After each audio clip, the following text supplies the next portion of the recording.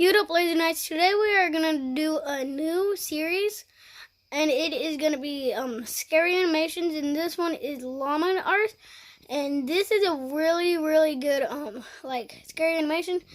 So get ready. So we're gonna get it hit on, and we're doing a trick or treat scary animation. It was Halloween night of 2007, freshman year in high school, and I was with my friends, Ivan, Ryan, and Jesse. We were all dressed as the Super Mario characters. I was Luigi since I was the second tallest. Ivan was Mario since he's short and buff. Not that Mario is buff. Jesse was Waluigi because he's freakishly tall and skinny, and Ryan was Wario because he's just really fat. So they were the perfect group costumes for us. We live in a very non-congested suburban neighborhood with a decent amount of space in between houses. On Halloween, that's the worst thing ever. Less bang for your buck. We were trick-or-treating for hours, way past dark, and eventually came the time when most trick-or-treaters were heading home. My feet started to hurt, and I had to constantly switch arms for holding the now 10-pound pillow sack of candy, but we planned on going until our bags were completely full. A lot of the houses by now weren't answering anymore. It was probably past their cutoff time for giving candy to trick-or-treaters. Approaching our next house, we saw a purple bucket on the stoop, which was the best feeling ever. Oh wait, did you see that? Enough to realize it was empty, which was the worst. Did you just see that? Go back. Approaching our next house, we saw a purple bucket on the stoop, which was the best feeling ever. You can see a guy. If you look at the window by the pumpkin, there's the guy. I was the one to get close enough to realize it was empty, which was the worst feeling ever. I turned around when I heard a knock at the window of the house. We all looked at the window. Couldn't see anyone, but heard someone call out, "Wait." The door opened, and an older man, late 40s, already balding, stepped outside. He told us to come inside so he can get us some more candy. That's an idiot guy. I said we could just wait out here. Yeah, he responded saying something along the lines of, "Nonsense, come on in, we'll get you your candy." What's your eyes? Ivan stepped in and said, "It's all right. Come on, Dan, let's go." I told the guy to take care and apologized. He just stood there watching as we walked off. The eyes are not sad saying now. anything. I felt bad, but at the same time, that guy seemed like a creeper, and I figured I just dodged a bullet not going in there. If the story ended there, it wouldn't be scary. So of course, it didn't end there. We skipped a few of the guy's neighboring houses just to get further away and continued on with our business. We were walking down close What the crap? Is that like Godzilla with wings? to the nature preserve now, so there weren't many houses around Did you hear that thing screaming? us. At this point, we were now Holy walking mother back closer to trucker. Jesse's house.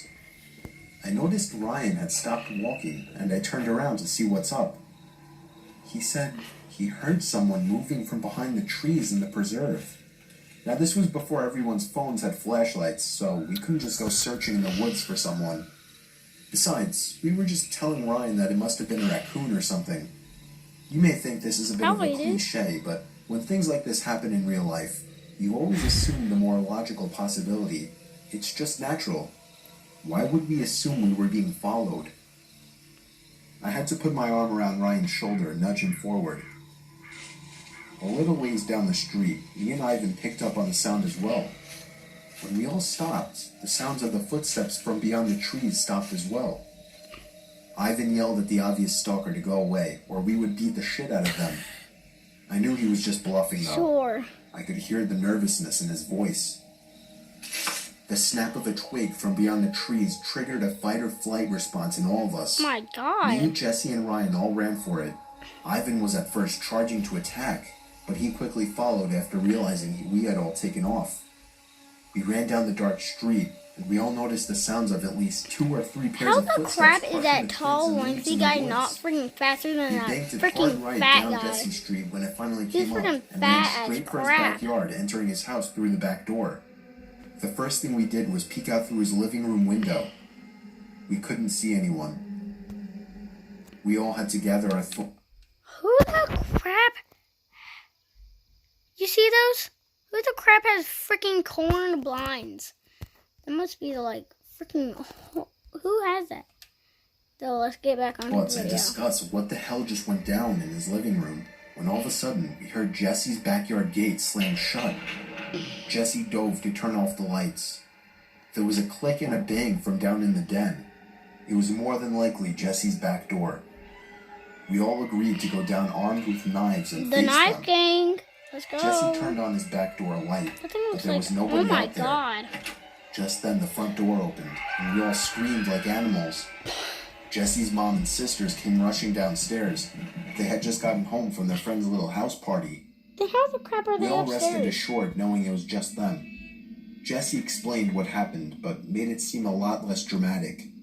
Me and Ivan went home after that and called it a night. At 12:30 a.m., I got a disturbing text message. Who the crap It was from freaking Jesse. text someone? It was It Jesse. said, "It wasn't my mom." What? I texted back saying, Of course it did. "What?" I didn't know that. He responded back quickly, saying, "It wasn't my mom in the backyard." My fingers slammed the buttons on my phone, responding back, "What do you mean?" There was a long pause before he finally told me that his mom and sisters said they never went in the backyard. I told him to immediately check the backyard from his upper deck. He had already done just that. He also told his mom everything, and she had already called the police. They didn't find anyone back there, but Jesse did mention the guy who invited us in while trick-or-treating. Nothing ever became of that, and nothing ever happened at Jesse's house again after that one Halloween night.